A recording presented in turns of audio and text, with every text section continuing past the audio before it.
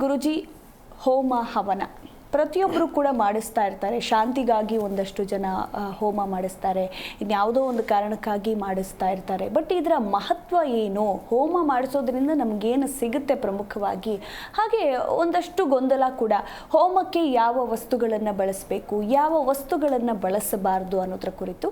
ಅದಕ್ಕೂ ಮುಂಚೆ ಹೋಮ ಹವನದ ಮಹತ್ವದ ಕುರಿತಾಗಿ ತಿಳಿಸ್ಕೊಡಿ.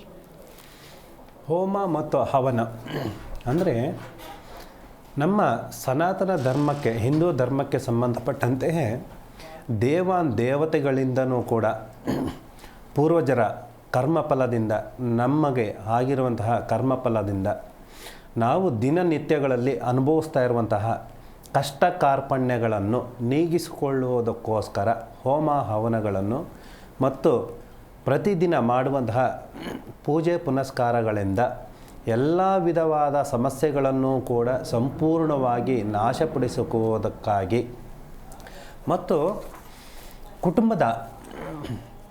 ಕುಟುಂಬದ ಸಕ್ಸಸ್ಫುಲ್ ಅನ್ನೋದಕ್ಕೆ, ಅಂದರೆ ಕುಟುಂಬದ ಏಳಿಗೆಗಾಗಿ ಮಾಡಲೇಬೇಕಾದಂತಹ ಹೋಮ ಹವನಗಳು, ದಿನನಿತ್ಯದ ಕರ್ಮಗಳಿಗೆ ಮತ್ತು ಸಂಬಂಧಪಟ್ಟಂತಹ ಪೂಜೆ ಪುನಸ್ಕಾರಗಳು, ಇಷ್ಟ ದೇವರು ಮತ್ತು ಕುಲದೇವರ ಆರಾಧನೆಗಾಗಿ, ವಂಶೋದ್ಧಾರಕ್ಕಾಗಿ ಮಾಡಲೇಬೇಕಾದಂತಹ ಒಂದು ಅದ್ಭುತವಾದ ಒಂದು ಆಚರಣೆ, ಸಂಪ್ರದಾಯ ಅನ್ನುವಂಥದ್ದು ಮಾಹಿತಿ.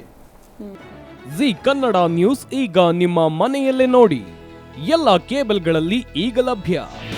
ನಿಮ್ಮ ನೆಚ್ಚಿನ ಜಿ ಕನ್ನಡ ನ್ಯೂಸ್ ಈಗ ಸನ್ ಡೈರೆಕ್ಟ್ ನಲ್ಲಿ number 292, Tata play number 1664, Jio TV number 1334, NXT digital number 30, in cable number 30, city networks 51, U digital number 162, GTPL number 17, Rockline telecommunications number 42, Shri Basaveshwara cable number 168, rural cable network 60, Vinayaka digital 57, Abhishek cable 821, city channel 53, Siddeshwara cable network 57, V4 digital Infotech 628, Surya digital networks 53, Gajanan digital number 836, Malnad infotech private limited number